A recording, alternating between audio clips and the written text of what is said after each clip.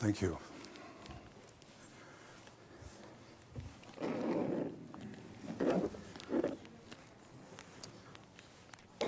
Well, I will face the high school students for the most part, because most of the comments that I have to make are really directed at you.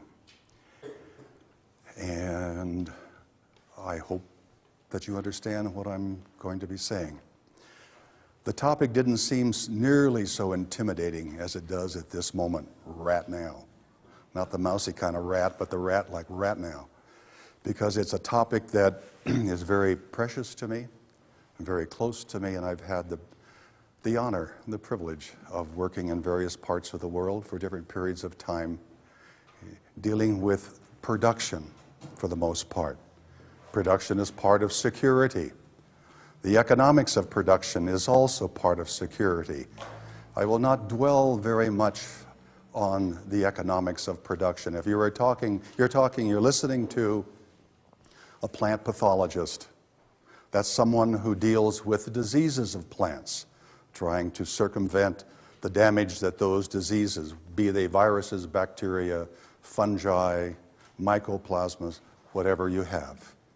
That's quite different than talking to an economist who would probably look first at markets and say that markets will drive production. And there is evidence to show that that in fact is the case.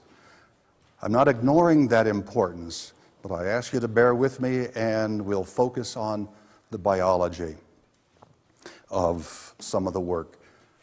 This talk can be divided into two components. The first component is mostly history that deals with some of the causes of poverty. It approaches what the United States does and through what agency it does its foreign development work. That is United States Agency for International Development, USAID, created in 1961.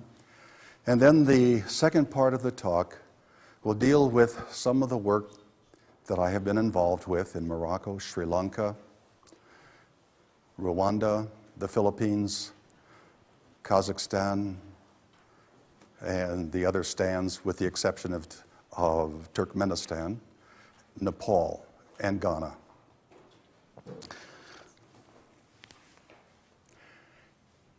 Please, we read that the poor are with us always. I believe that to be true, but not necessarily acceptable. 40 years ago, let me just stand to the side so you can see and I don't block your views. 40 years ago, speculation had it that hundreds of millions of people would starve to death as inexorable population growth outstripped limited resources. You can read as well as I can, but it helps me to get going by reading. The population growth rate was 2.1%, which means that the population would double in 33 years if it's increasing exponentially. It didn't happen. Now the growth rate is approximately 1.2%. We had the Green Revolution in India, South Asia, but not Africa. I'd like to come back to this point and just take a sidebar for a moment in just a second. The median projection is 9.1 billion by 2050. Other projections range from 7.7 to 11.7. Virtually all of that growth will occur in less developed regions. One of the folks who helped set up the Café for Science, Bob Eisenstein, since I'm going to be talking largely about food production, asked if I would mention Norman Borlaug, whose work was given the title of the Green Revolution. We've all heard of that, have we not? You may have different opinions about its effectiveness, but surely one cannot get away from the evidence that shows that India and Pakistan, two nations which were the primary recipients of the work by Norman Borlaug, went from wheat importing to wheat exporting countries in a matter of a few short years. Norman Borlaug received the Nobel Peace Prize in 1970, the only agriculturalist to ever receive a Nobel Prize. That's largely because the Nobel Prizes, of course, don't recognize agriculture as one of the areas for receipt of that degree, of that honor. Norman Borlaug was from a small town in Iowa, went to the University of Minnesota, majored in plant pathology, got his PhD there, and in 1944, towards the end of World War II, he was not physically able to serve in the war. He went to Mexico with the Ford Foundation on a wheat project. A few years later, at the end of the war, a man by the name of Cecil Salmon, who was part of MacArthur's team going into Japan at the end of the war, found a wheat variety which was about that tall. It was called Norin, N-O-R-I-N. And Norin was a very short wheat. He brought seed back, and he sent some to a fellow that I worked with at Washington State University. His name was Orville Vogel. And Orville Vogel took that wheat, crossed it with the standard height variety wheats, and produced what became known as a semi-dwarf variety, a variety which could tolerate high levels of nitrogen in its fertilization without collapsing. Those varieties are now grown throughout the world. Norman Borlaug asked Orville Vogel for some seed of his semi-dwarf lines that had not yet been released for commercial consumption, but were close to that in about 1955 when he sent those seeds to Norman Borlaug. Excuse me. Norin variety had two dwarf genes, two genes for dwarfness. And if you used only one of those genes, you had a plant which was about 1 meter in height, a little bit less, rather than 1 meter plus. And as I said, that variety could tolerate large inputs of particularly nitrogen fertilizer, which has its own costs. But Norman Borlaug then crossed that variety, the lines that Orville Vogel gave him, Norin 10, Brever 14, which I remember from 1959 working with. Norin 10 means it was back-crossed to Norin 10 times. It was then also back-crossed to a variety called Brevar 14 times. This means that it had a large quantity of adaptable quality genes and was short. Well, what Borlaug did, then he grew those lines of wheat in the lowlands of Mexico as well as in the highlands. He produced varieties of wheat which were daylight insensitive, which means that you could grow them in Mexico or you could grow them in North Dakota, and they would bloom, flower, and produce. These seeds then were sent to India, and as they say, the rest is history, because they became the dominant varieties of wheat production in India and in neighboring Pakistan. And for that work, he received the Nobel Peace Prize in 1970.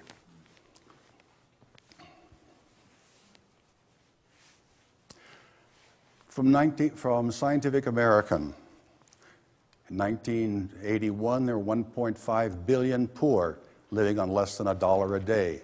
1990, 1.2 billion. 2001, 1.1.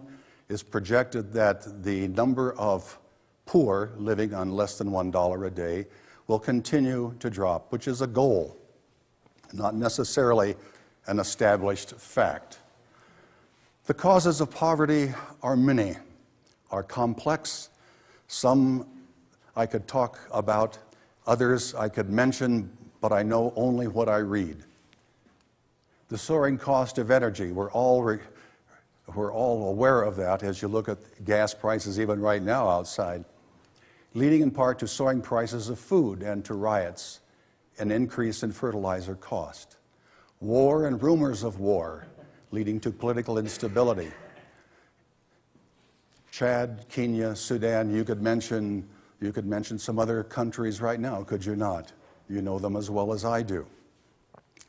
The diversion of food grains to production of biofuels, a sensitive topic, one that I won't dwell on, but which has the attention of a number of people, particularly corn producers, who are laughing all the way to the bank because of the high price of corn, but this has an effect on the amount of corn which goes into the production of other crops, other commodities as well. Freak weather, as Bob had mentioned, natural disasters, one could even mention what's happening in New Zealand right now.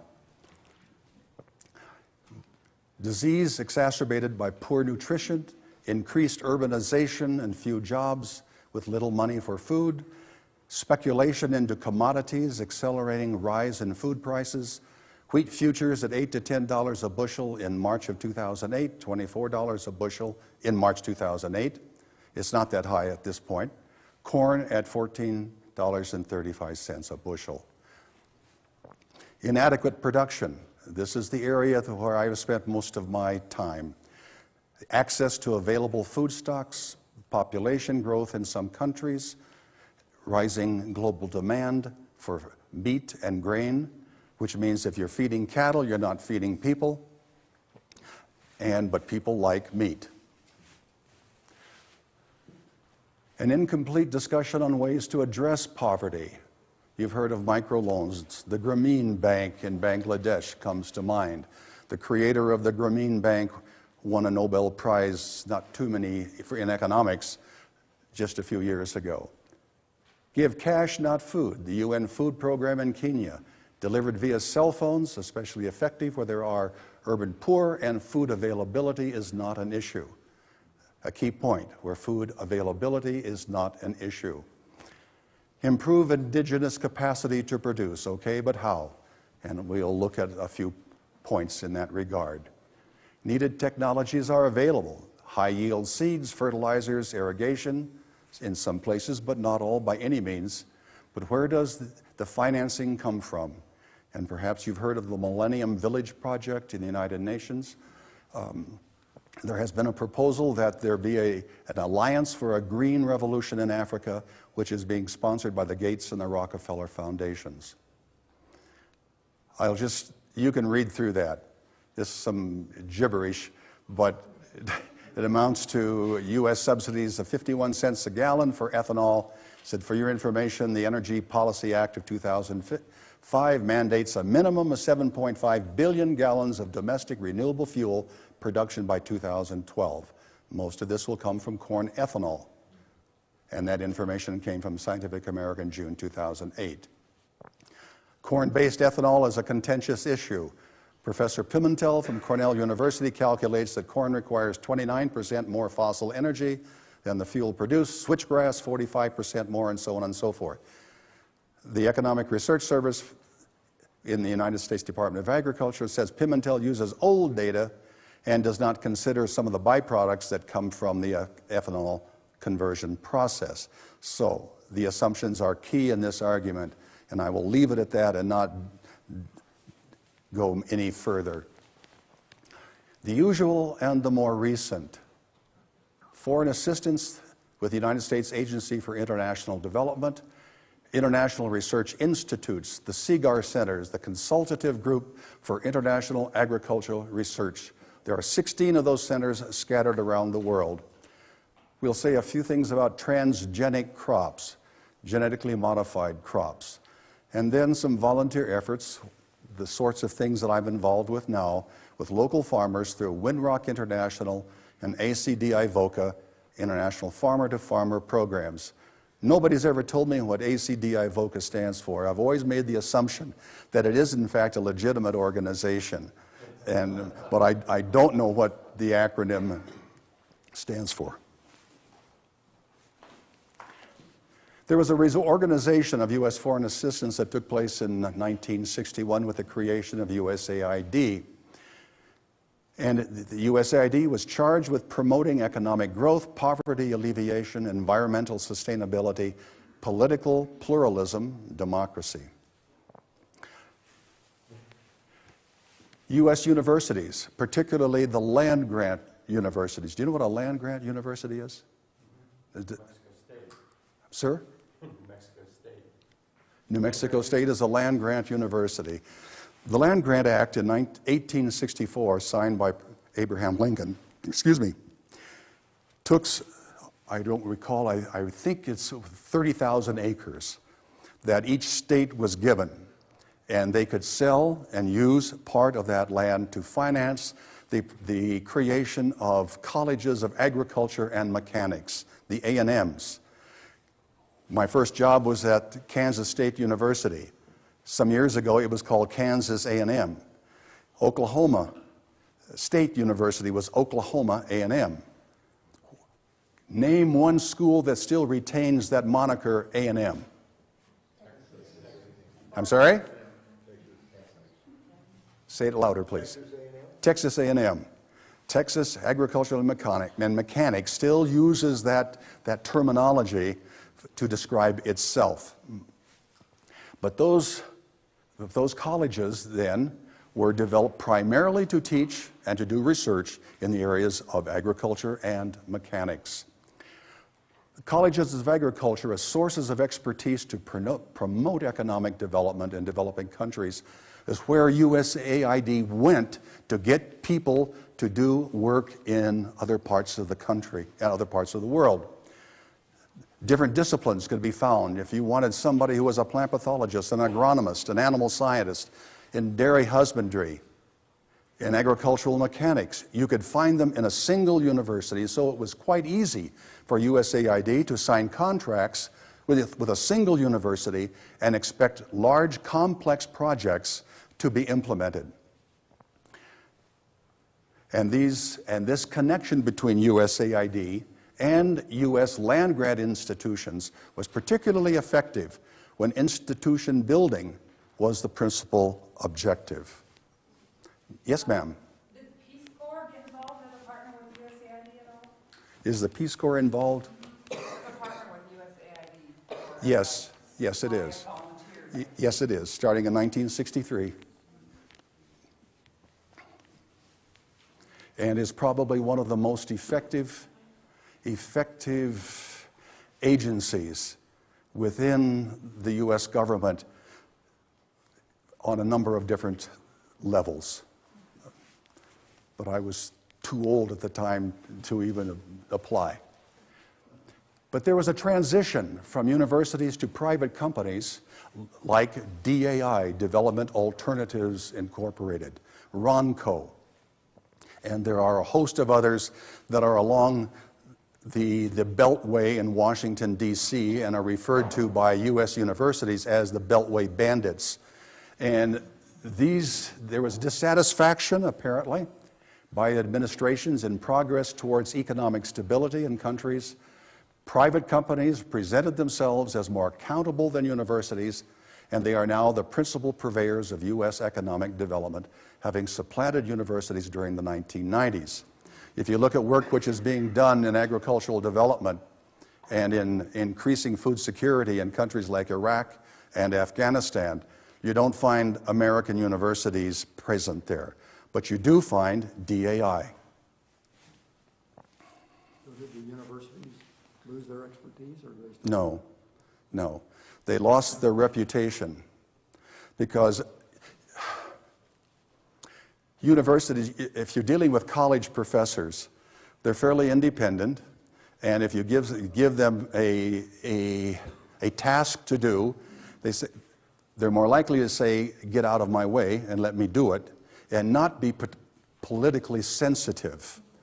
Whereas the companies like Development Alternatives Incorporated are politically sensitive, and so therefore were perceived as being more sensitive to the needs of USAID. You have to remember that USAID at one time was an independent agency within the federal government. Now, and has been for 20 plus years, it's a part of the State Department. So the Secretary of State is the overall head of USAID plus other stuff. Even though there is a director for USAID, it still falls under the aegis of the State Department. That was not the case in 1961. And so companies, private companies, were able to persuade Congress that they could do a better job than American universities. American universities are still involved, but not nearly to the extent, not with the large multi-million-dollar projects that were extant in the 1960s, 70s, and 80s. International research institutes. The International Center for Agricultural Research in the dry areas in Aleppo, Syria. CIMMYT. This is the Centro Internacional de Movimiento Maíz y Trigo, the International Center for the Improvement of Wheat, Corn and Wheat in Mexico City. This is where Norman Borlaug worked. The organization that he started, the work that he started, fell under the control of the CIMMYT. IRRI, the International Rice Research Institute in Los Baños in the Philippines. ICRISAT, International Crops Research Institute for the Semi-Arid Tropics in India. SIP, Potato Institute in Peru. CIAT in Cali, Colombia. And there are 10 others around the world. These institutes were created and are funded by the United Nations, are funded by various governments to push agendas of increasing food security in the countries and in the world where they are located. Just an interesting sideline, AVRTC, the Asian Vegetable Research and Development Center in Taiwan, is not officially one of these CIGAR centers. Why? These all fall under the control of the United Nations. Where does Taiwan fit in the United Nations? It doesn't. Because of the single China policy, of course, Taiwan does not have a seat in the United Nations. It is therefore not recognized. But there still is a vegetable research center. I've worked for this group in the Philippines. I will make a few statements about transgenic crops, genetically modified organisms, because they play a big role in enhancing food security, according to some. According to others, it's the biggest evil that science has perpetrated on developing countries yet. A crop genetically modified in such a way that the genetic material is altered by other than natural means, you know that. The technology is often referred to as modern biotechnology, gene technology, recombinant DNA, et cetera, et cetera. It allows genes to be transferred from one organism to another, even between non-related species. You know, that was the marvel of the Watson and Crick work that was done starting in 1953 and for which they received the Nobel Prize in Chemistry in 1960. You know, to recognize that, in fact, DNA, whether it's in an insect or in us, you know, shares considerable similarities. It's exactly the same. Transgenic crops by country. You notice the United States, 54% of our crops now, in 2006, when I was able to get these data, of our crops are transgenic. You can see other countries have some, but not nearly as much. Soybeans, maize, cotton, canola, but mostly soybean and maize, occupy the major portion of the land to genetically modified crops in the United States. The traits, mostly herbicide tolerance, insect resistance, or both. Now, this is where some people, where push comes to shove, because with the intellectual property rights being pushed by Monsanto, which is a purveyor of soybeans with tolerance to a herbicide, what's it called? Roundup, glyphosate. And so there are some people who would consider them not to be honest brokers of this particular technology. This is just information for you.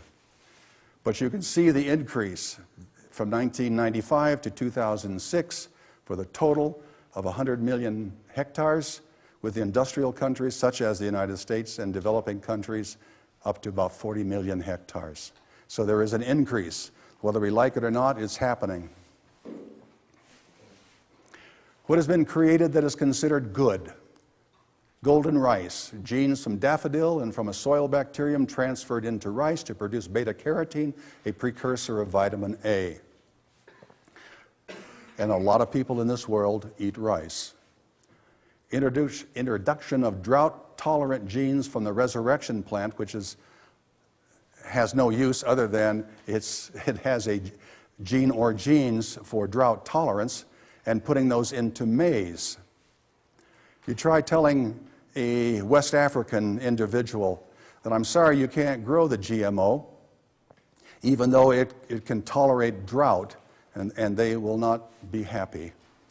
Insect resistance in rice with the Bacillus thuringiensis gene for a toxin that it produces, and transgenic soybeans and cotton.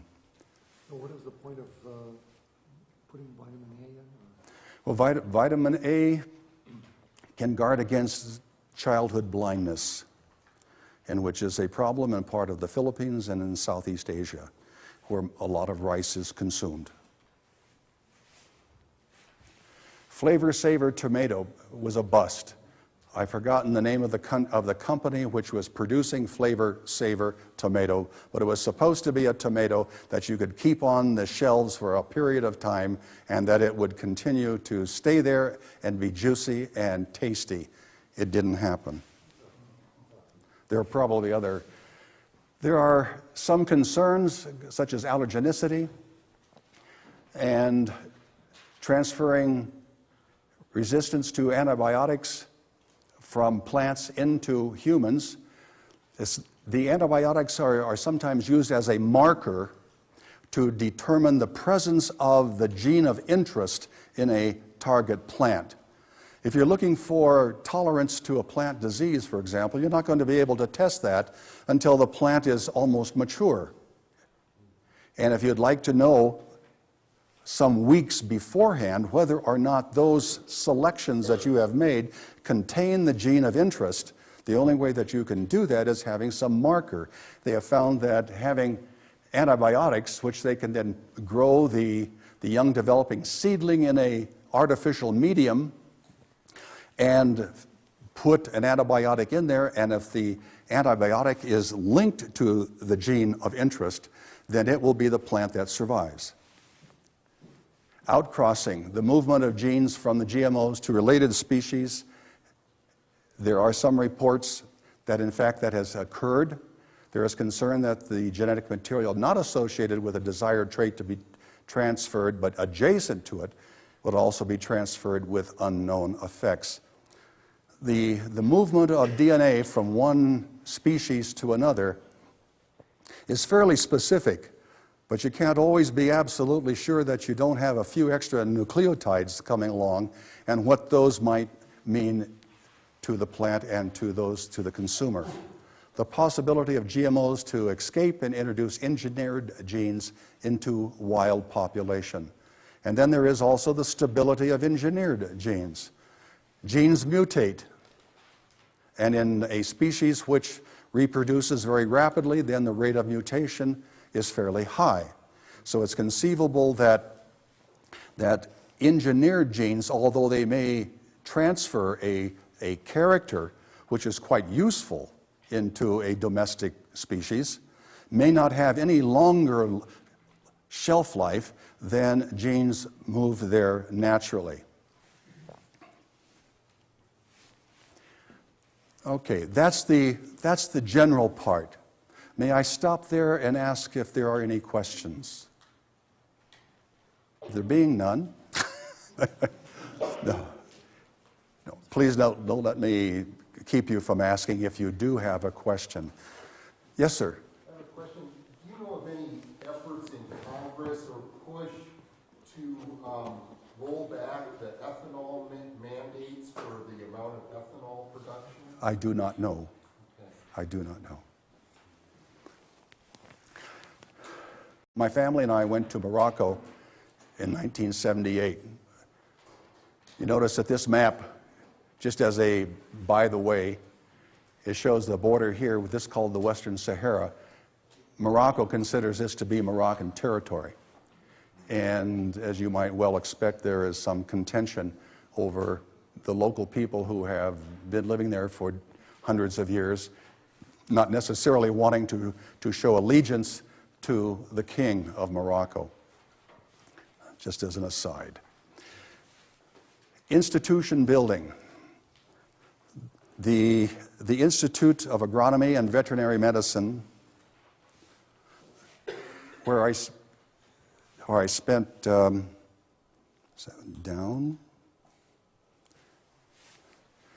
years, was designed. Let me just back up for just a moment. This may sound very indirect as far as food security, but please, if you can flow along with me for just a bit. If you have an institution in a country with trained, quality people who can address their scientific acumen to solving local problems, you have in fact made a contribution to that large realm of food security.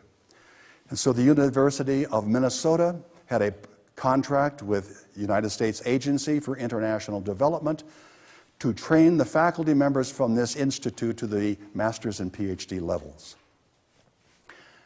And it has succeeded. It has succeeded. That project ended in 1991.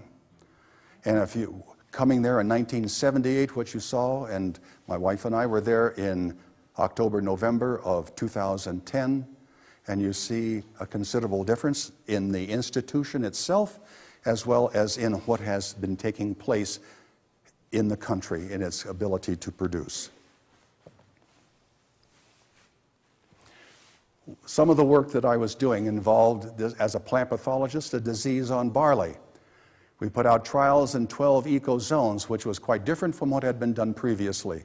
All of the selection for resistance to diseases had been done at 2 locations, and those 2 locations didn't represent all of the diversity that existed in the country where barley was grown. We used area under the disease progress curve. So you trace the development of disease, and you look for those varieties, those lines, which in fact have very little disease development. One of the observations that we made was that the selection for disease resistance was done when the plants were mature and the rainy season had stopped. If you look at a seedling barley, however, you saw these symptoms. And if you reduce the photosynthetic surface of the plant, you're going to reduce its yield.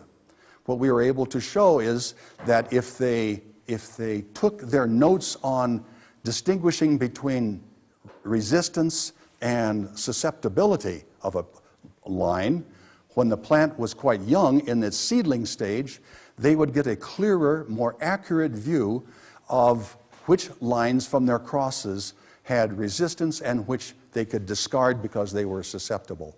Whereas by waiting until the weather had turned dry and disease slows down, they were releasing into their production varieties which were quite susceptible. This requires you to understand that a grass, a cereal plant, like wheat, like oats, like barley, with one seed you can get 20 stems. On each stem you get maybe 20 to 40 grains. It's a very productive type of botany. And you can have then disease affect the plant in reducing the number of tillers, the number of stems it produces. It can reduce the number of grains on a head, the number of heads. So there are various components of yield that have to be taken into consideration, not just the production at the end of a growing season. By demonstrating that, we were able to change the way in which selection for resistance was done and where it was done. Rwanda, a farming systems program with ISAR, the Institut Scientifique d'Agriculture de Rwanda, and the University of Arkansas. Again, here you're working in what is sometimes referred to as the Switzerland of Africa. There's a question for you. With that much rainfall, what do you believe is the major impediment to crop yield? With that much rainfall? I'm sorry? Flooding. I couldn't hear. You said flooding. Flooding, not flooding, no. Erosion, of course, erosion. And if you can't control erosion, then you're SOL. And so what we were doing was promoting the growth of leguminous trees that belong to the genus Suspania lucina. Strange names for you, I'm sure. But what is a characteristic of a legume? Come on, guys, gals. Yes, they can take nitrogen from the air and create organic compounds from it.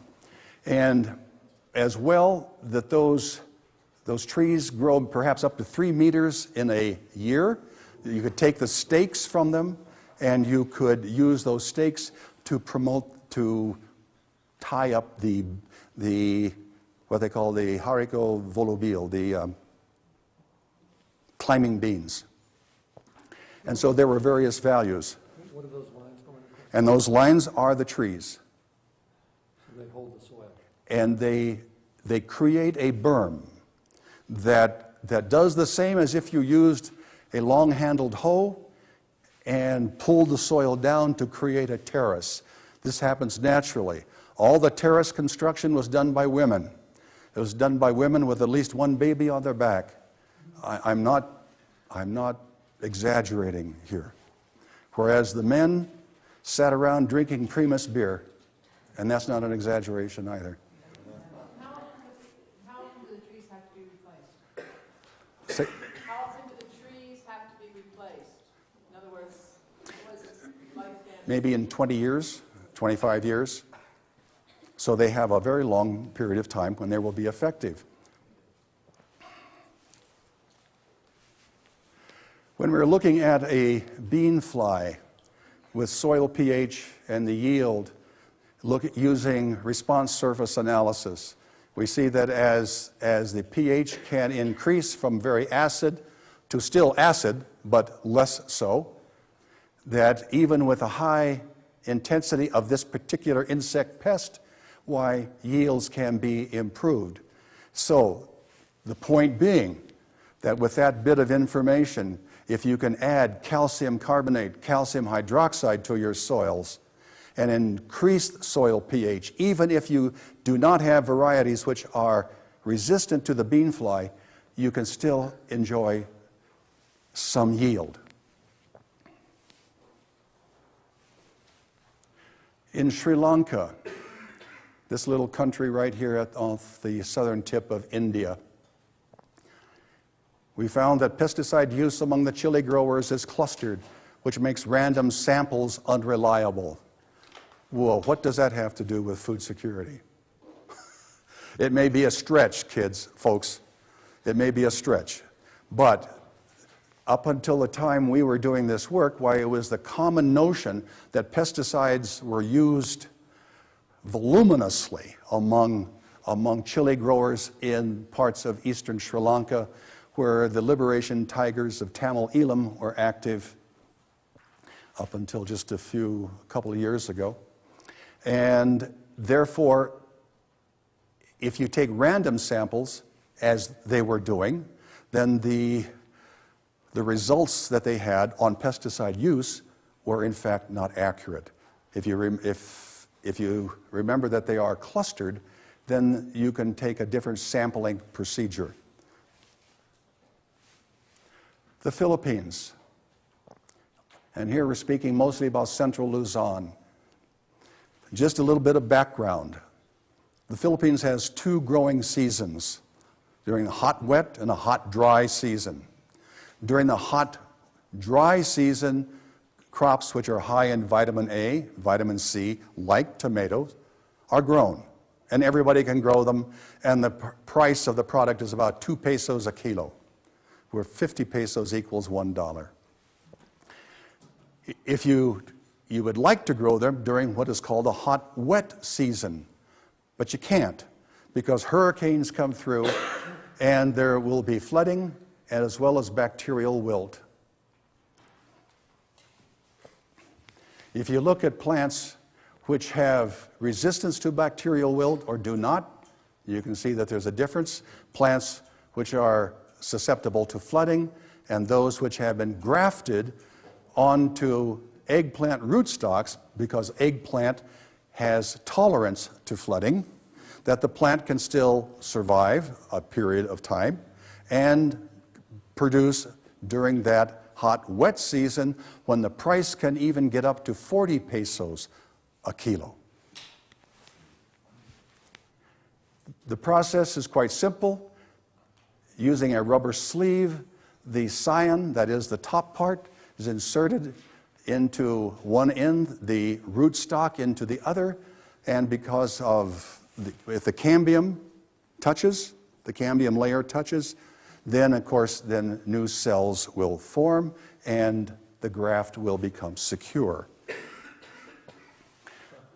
In Nepal, near Kathmandu, all farmers raise rice. In addition, some raise vegetables, particularly cabbage. But cabbage has a disease problem, which is called clubroot, and we were trying to solve how you can grow cabbage in soils which are infested with that organism.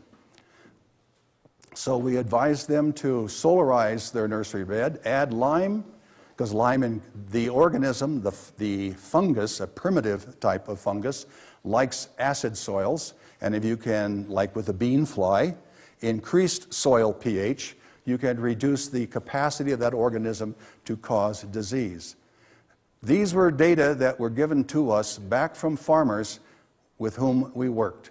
The clubroot incidence decreased by 80% by solarizing and adding lime. Yield increased from 20 to 30 metric tons per hectare. Are those terms new to you, or do you know what we're talking about here? A metric ton? Okay, 2,200 pounds, 1,000 kilos. A hectare, about 2.5 acres. What does solarized nursery beds mean? Solarized nursery beds? What is a solarize? What does solarization mean?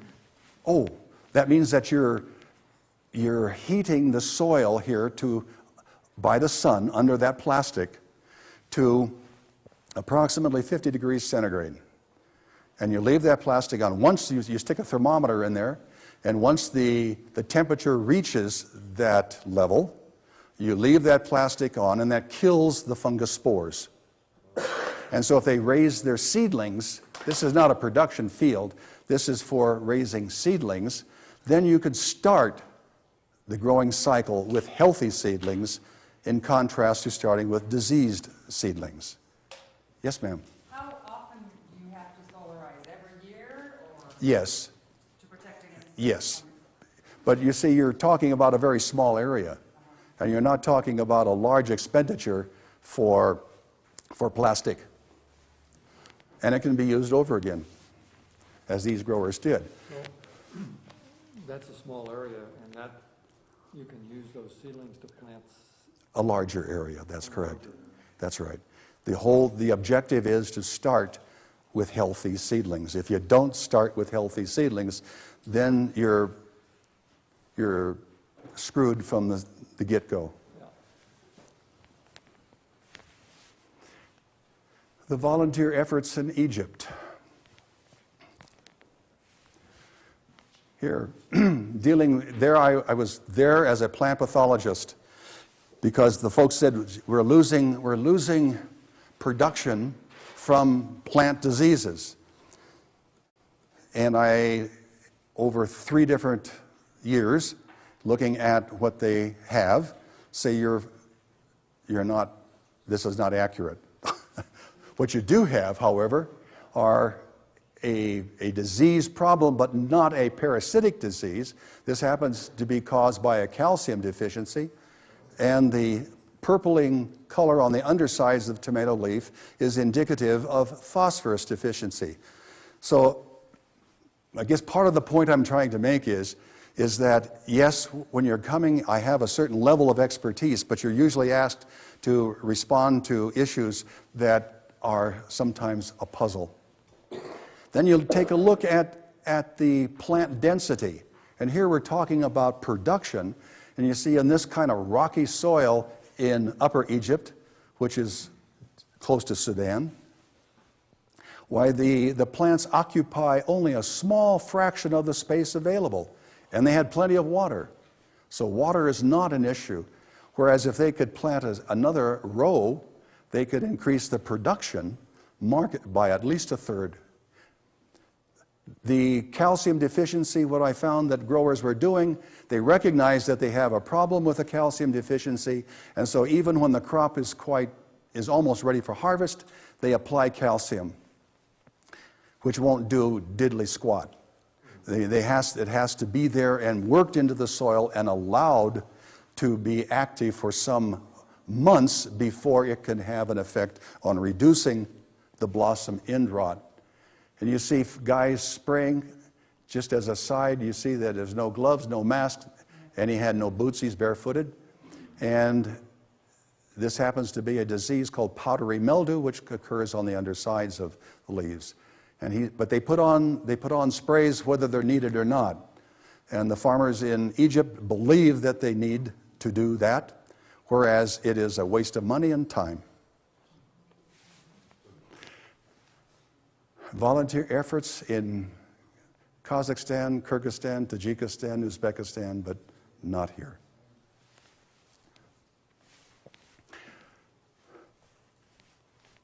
Looking at cabbage in a nursery, you notice the healthy seedling and a diseased seedling called wire stem, caused by a fungus in the soil.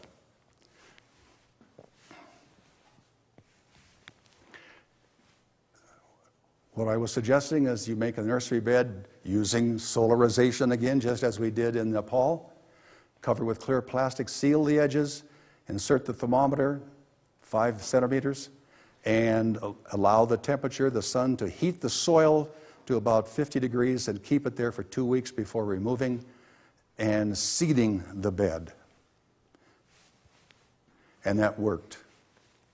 Other diseases that occur on cabbage, folks, this is highly specific, and I won't spend too much time with it, but it's caused by a bacterium carried on the seed. It produces these V-shaped lesions.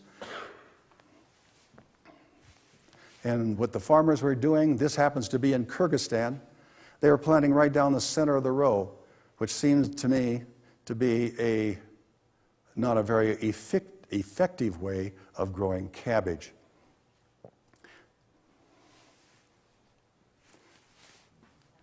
There are potatoes which they store. Some of them were sick with a dry rot. Well, if you can increase their capacity to store potatoes that remain healthy, why you can make some advantage. And here is some advice on what they can do in order to prevent this disease from occurring. Another stem rot, another fungus disease on stored tomato. I'm sorry? Potato or tomato? Potato. I'm sorry if I misspoke myself. On tomato grown in greenhouses. Doesn't look like that amounts to very much, and it doesn't, except when it begins to spread among plants in the greenhouse.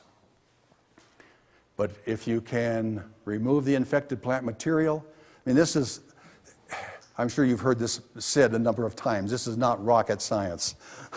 This is pretty straightforward stuff. But it can be useful to growers to know that and to destroy those plants which contain inoculum, which contain spores, hyphae, mycelium, which will then infect the plants on the coming generation of plants. Yes, sir?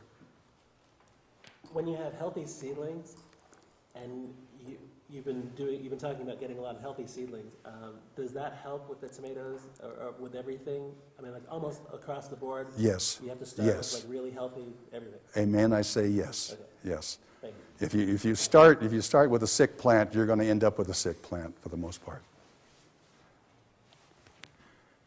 A proposal. This is what I was telling some growers in Kyrgyzstan. Okay, test some new ideas of planting and irrigation. You become the experimenter. On a small area, plant on beds and compare plant health and yield with the standard methods. Irrigate so that the water runs slowly down a furrow rather than rushing down. And these are the folks that I was speaking with. These are all Kyrgyz people. Mostly women. Please? Mostly women. By golly, yes.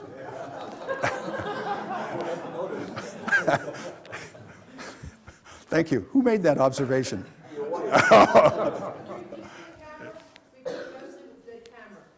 I'm sorry, ma'am? Say it again to the camera.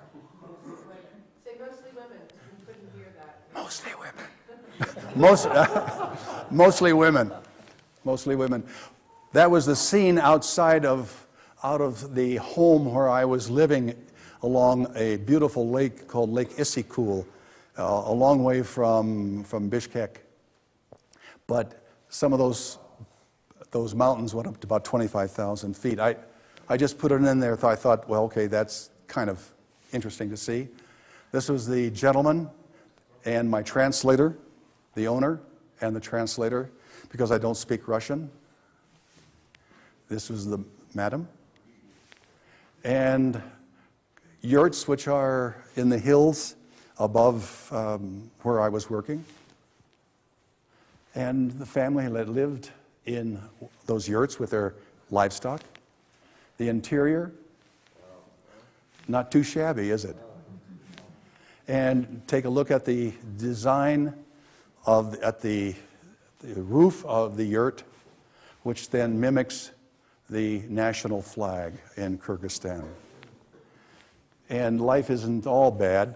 You can have picnics up at about 12,000 feet. The lake, and people with whom I worked there, and children. Interestingly enough, children were taken out of school at the potato planting season in this part of Kyrgyzstan. They were the workforce for planting. And that, I thought, was a rather poignant picture that I saw in this little town. No, not a town. It was a village. There are no paved streets. But this was a memorial to people killed 1941 to 45 during World War II in that part of Kyrgyzstan. Does anybody here speak Russian? Okay. Some folks, and this was a Christian church, actually, in that part that I thought, an Orthodox church, wooden.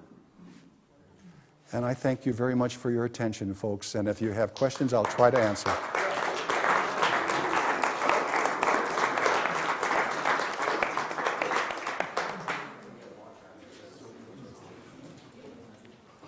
Any more questions?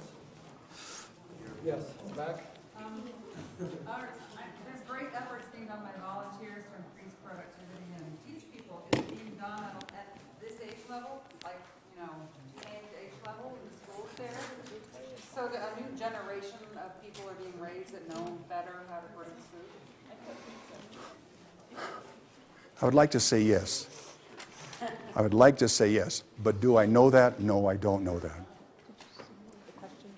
Oh, the question is, is there a new generation, or are there new generations of young people growing up in these countries, who understand the intricacies, the complexity of growing crops, in contrast to doing it as they've always done it?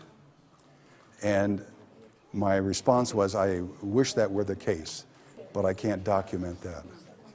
Except in Nepal, except in Morocco. There you saw people doing things differently than what I had seen before. And people who had taken a modest technology, you know, to increase the pH of a soil, to solarize a bed.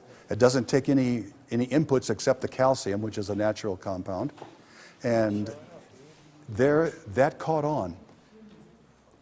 And I'm reasonably confident that the people in the village where I was working were going to continue to do that.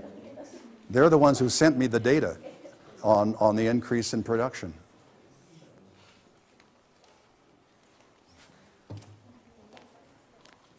Oh, yes. Yes, please, may I make a comment directed to the high school folks who are here. If you have access to biology texts, chemistry texts, physics texts, math books that you'd like to throw away, I'll take them. After they're used. After you've worn them out going through.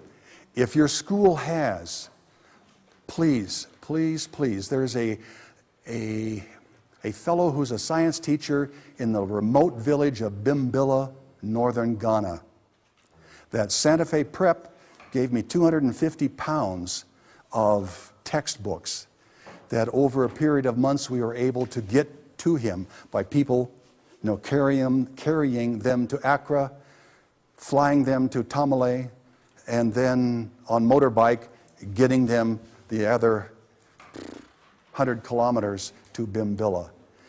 These are kids who do not have access to the textbooks that we take for granted.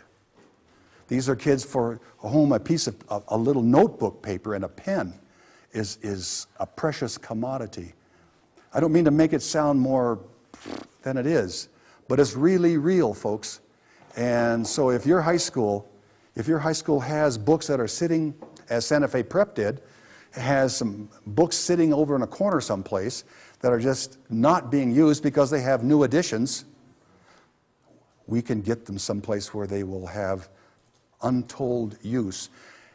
And if you can do that, please don't denigrate the importance of that activity by young people doing that.